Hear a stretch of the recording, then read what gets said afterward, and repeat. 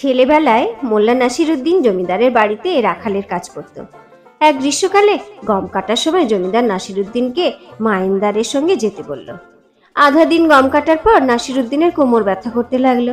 সে আর সহ্য করতে না পেরে ক্ষেতের পাশে দাঁড়িয়ে থাকা জমিদারকে অনুনয় করে বলল, হুজুর, আমার কোমর ভীষণ টান টান করছে, দয়া করে আমাকে একটু বসে বিশ্রাম করতে দিন।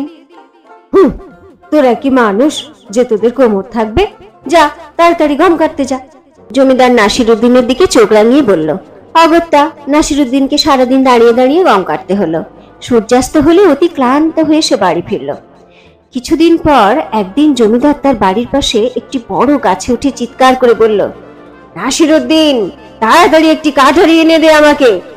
কিছুক্ষণ পর নাসিরউদ্দিন জমিদারের বাড়ি থেকে বের হয়ে গজেন্দ্র গমনে হাঁটতে হাঁটতে এসে জমিদারকে বলল, হুজুর, বাড়িতে কোনো কাটারি নেই। জমিদার মোল্লা নাসিরউদ্দিনের কোমরে একটি কাটারি গোঁজা রয়েছে দেখে খেকিয়ে উঠে তাকে গালি দিতে দিতে বলল, আহমদ, তুই আমার সঙ্গে তামাশা করছিস? তোর কোমরে ওটা কি গোঁজা রয়েছে? কাটারি না? হুজুর, আপনার মতিভ্রম হয়েছে, আমার কি আর কোমর আছে? মোল্লা নাসিরউদ্দিন জবাব দিল।